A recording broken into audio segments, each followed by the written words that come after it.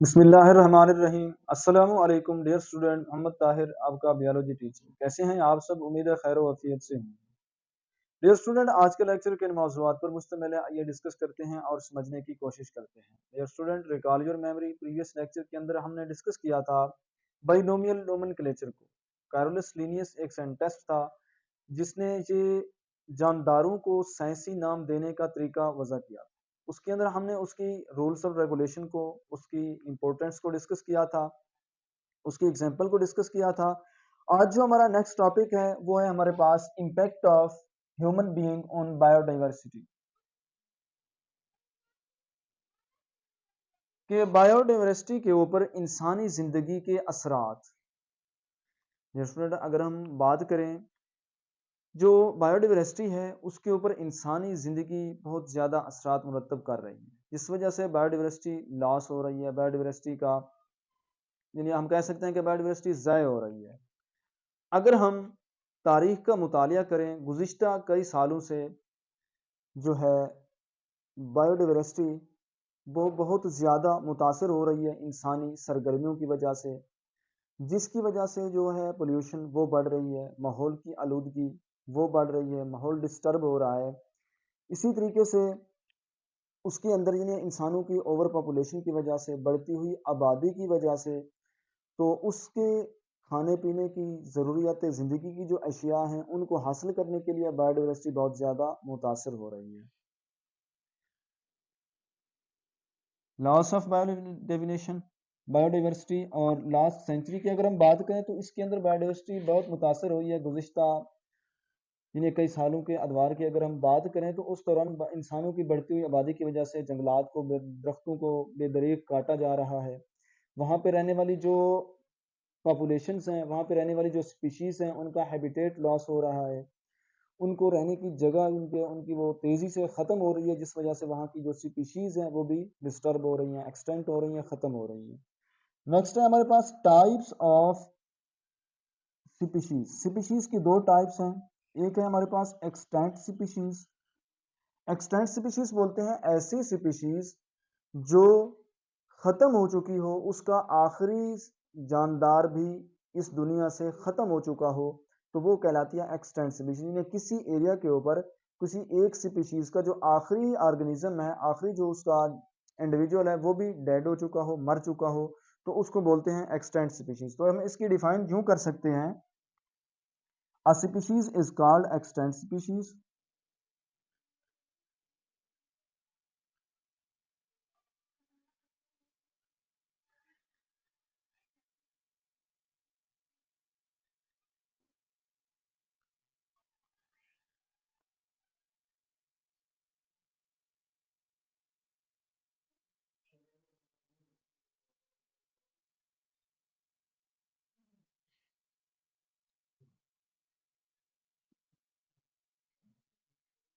when there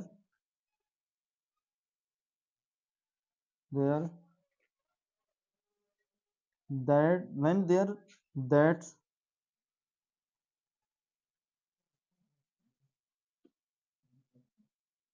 doubt that the lost individual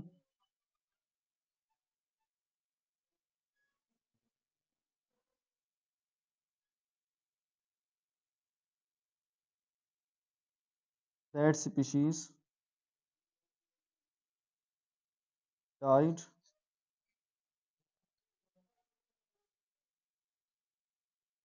in that ecosystem।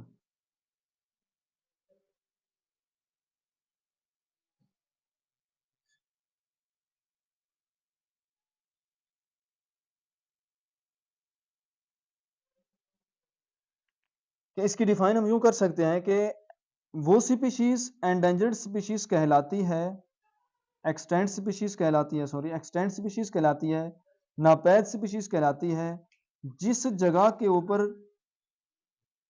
कि उसका जो आखिरी इंडिविजुअल है वो भी किसी इन्वायरमेंट के अंदर, किसी एरिया के अंदर ख़त्म हो चुका हो, डेड हो चुका हो, उस इकोसिस्टम के अंदर वो स्पीशीज एक्सटेंट स्पीशीज कहलाती है।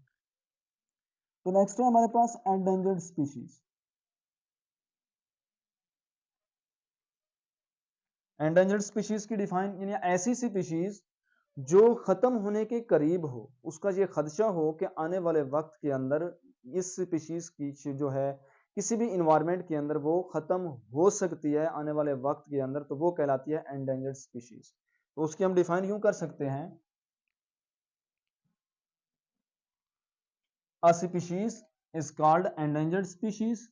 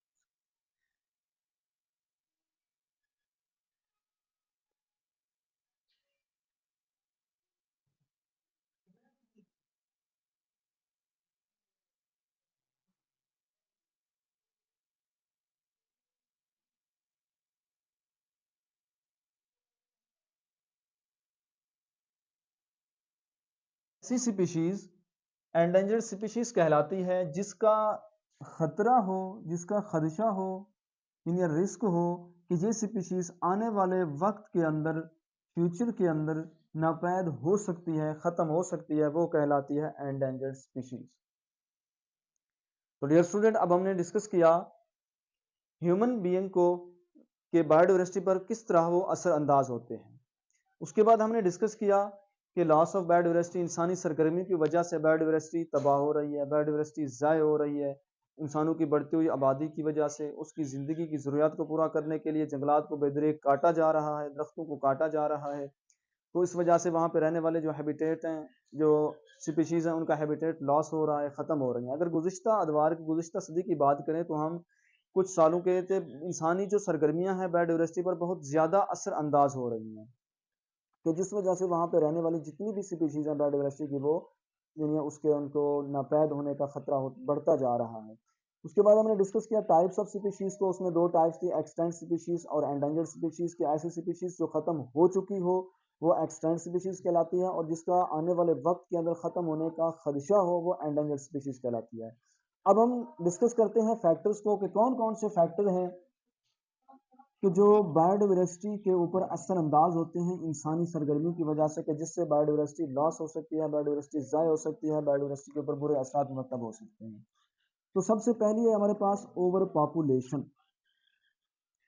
तो डियर स्टूडेंट्स, अगर ओवर पॉपुलेशन की बात करें तो इंसानी आबादी जो है वो तेज़ी से बढ़ती चली जा रही है, मालूमात में इजाफे की वजह से, ज़िंदगी की जो आसाइश हैं उनके बढ़ने की वजह से, और अद्वियात की यानी बीमारियों का जो इलाज है उसके दरियाफ्त की वजह से शरह अमवात कम होती चली जा रही है, और शरह जो पैदाइश है वो बढ़ती चली जा रही है, इंक्रीज होती चली जा रही है।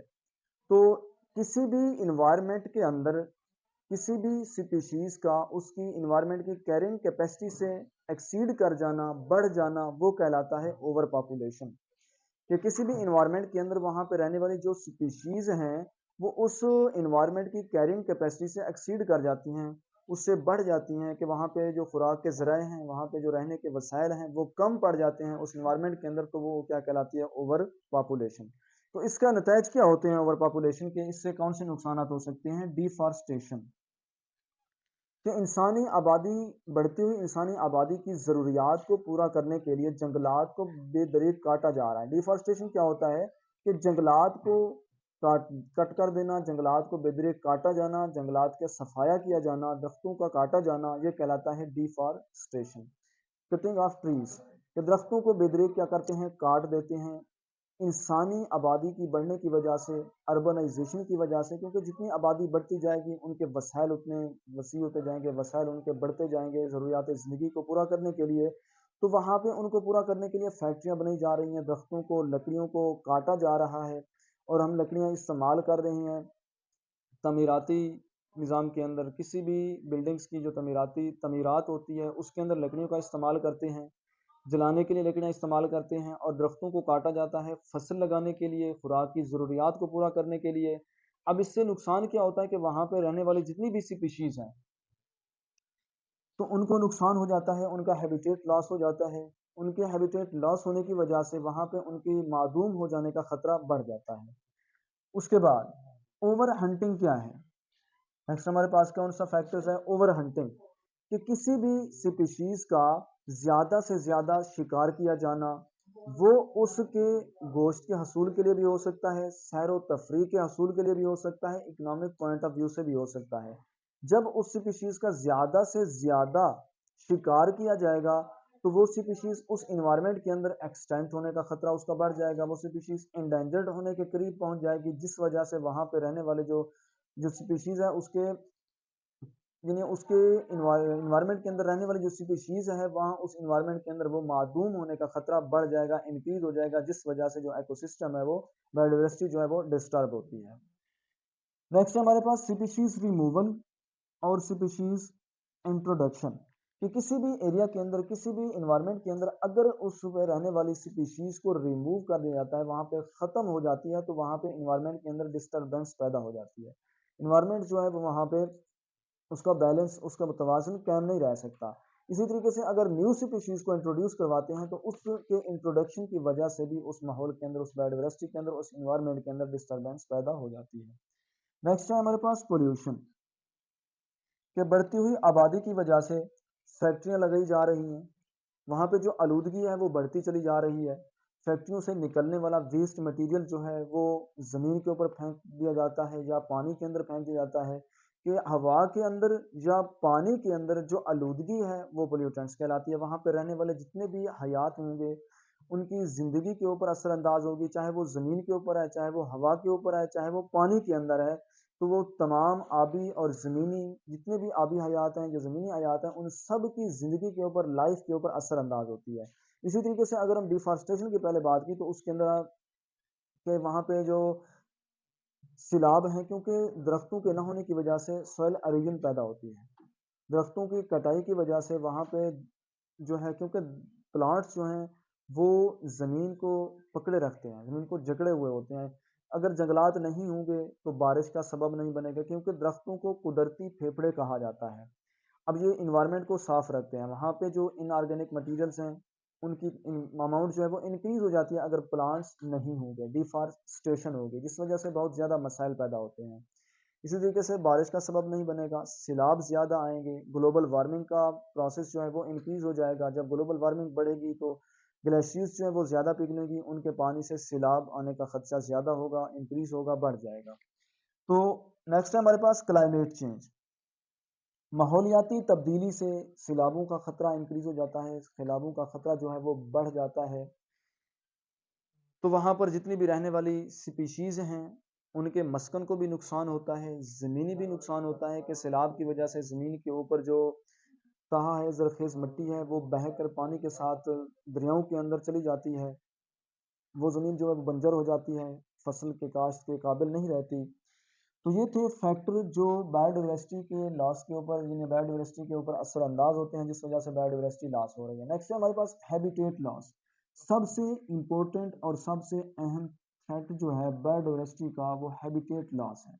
ये एमसीक्यूज के तौर पर या ये शॉर्ट क्वेश्चन के तौर पर पूछा जा सकता है कि बायोडाइवर्सिटी का सबसे बड़ा थ्रेट क्या है? Habitat loss. जब जंगलात को काटा जाता है तो वहां पर जितने भी रहने वाली जंगली हयात हैं उनके मस्कन, उनको रहने की जगह नहीं मिलती, उनका हैबिटेट तबाह हो जाता है, जिस वजह से वो स्पीशीज उस जगह के ऊपर रहने के काबिल नहीं होती। या तो उनको दूसरे जानवर शिकार कर लेते हैं या इंसान शिकार कर लेता है उसका, तो वहाँ उस स्पीशीज जो है वो उसके मादूम हो जाने का खतरा बढ़ जाता है, इंक्रीज हो जाता है। तो दोस्तों कुछ इंटरेस्टिंग इंफॉर्मेशन है आपके साथ शेयर करते चलें कि अगर हम 10,000 साल पहले की बात करें तो जो इंसानी आबादी थी वो तकरीबन 5 मिलियन थी। 10,000 साल पहले की अगर बात करें, इंसानी आबादी 5 मिलियन। अब की अगर बात करें करंट सिचुएशन की, तो ये आबादी तकरीबन 700 मिलियन तक बढ़ के पहुंच चुकी है। इस वजह से कि जैसे पहले हमने बात की कि बीमारियों के इलाज की तशखीस की वजह से क्या हम उनका इलाज दरियाफ्त हो गया है, नई नई टेक्नोलॉजीज ईजाद हो गई हैं, जिस वजह से शरह अमवात कम होती चली जा रही है और शरह पैदाइश जो है वो बढ़ती चली जा रही है। और अगर हम इसी तरीके से बात करें कि एक दिन के अंदर तकरीबन 2.5 लाख जो बच्चा है इस दुनिया के अंदर वो पैदा होता है। इसी तरीके से अगर हम एक मिनट की बात करें तो 180 चिल्ड्रन जो हैं एक मिनट के अंदर प्रोड्यूस होते हैं इस दुनिया के अंदर, वर्ल्ड के अंदर। इसी तरीके से पहले भी हम इसके बारे में बात कर चुके हैं कि ये शॉर्ट क्वेश्चन के तौर पर, एमसीक्यूज के तौर पर पूछा जा सकता है कि बायोडाइवर्सिटी को सबसे बड़ा थ्रेट्स क्या है, तो उनका हैबिटेट लॉस है। इसी तरीके से एक हमारे पास हैबिटेट लॉस क्या होता है कि सी स्टार समंदर के अंदर जो मछली है, ये छोटी अपने से छोटे ऑर्गेनिज्म को, मसल्स वगैरह को क्या करती है, खाती है, खुराक के तौर पर यूटिलाइज करती है, इस्तेमाल करती है। तो अगर इसकी स्पीशीज कम हो जाए तो मसल्स बढ़ जाएंगे। मसल्स जो है अपने से छोटे ऑर्गेनिज्म को क्या करते हैं, खाते हैं, खुराक के तौर पर इस्तेमाल करते हैं। तो वो जब मसल्स की तादाद बढ़ेगी तो बाकी जो छोटे ऑर्गेनिज्म है उनकी स्पीशीज को खतरा बढ़ जाएगा, उनका थ्रेट्स जो है वो इंक्रीज हो जाएगा, वो बढ़ जाएगा। इसी तरीके से एक और यूकलिप्टस, सफेदे का दरख्त, ये जो है पाकिस्तान के अंदर ऑस्ट्रेलिया से इंपोर्ट किया गया था, इंट्रोड्यूस करवाया गया था। प्लांट्स जो है सफेदे का पौधा पाकिस्तान के अंदर, तो इससे क्या होता है कि ये पानी को ज़्यादा से ज़्यादा एब्जॉर्ब करता है और उस पानी के अंदर आलूदगी को प्रोड्यूस करता है, जिस वजह से पानी का वहाँ जो आबी माहौल है वो डिस्टर्ब होता है। तो डियर स्टूडेंट, आज हमने डिस्कस किया impact of human being and biodiversity, कि इंसानी सरगर्मियाँ किस तरीके से बायोडाइवर्सिटी पर असरअंदाज होती हैं। सबसे पहले हमने उसके इंट्रोडक्शन को डिस्कस किया, उसके बाद उसकी टाइप्स को, जो इंपॉर्टेंट है, शॉर्ट क्वेश्चन के तौर पर पूछी जा सकती हैं, कि एक्सटेंट स्पीशीज की डिफाइन और एंडेंजर्ड स्पीशीज की डिफाइन, ये आप लोगों ने अच्छे से मेमोराइज कर लेनी है। उसके बाद कौन कौन से फैक्टर्स हैं जो बायोडाइवर्सिटी पर असरअंदाज होते हैं, जिस वजह से बायोडाइवर्सिटी जो है वो तबाह हो रही है, ज़ाया हो रही है। उसके बाद कुछ इंटरेस्टिंग इन्फॉर्मेशन ये एमसीक्यूज के तौर पर पूछी जा सकती हैं। तो उम्मीद है कि आज का लेक्चर आपको समझ आया होगा। अगर कोई क्वेश्चन है तो आप कमेंट सेक्शन के अंदर पूछ सकते हैं। आज के लिए अल्लाह हाफिज़।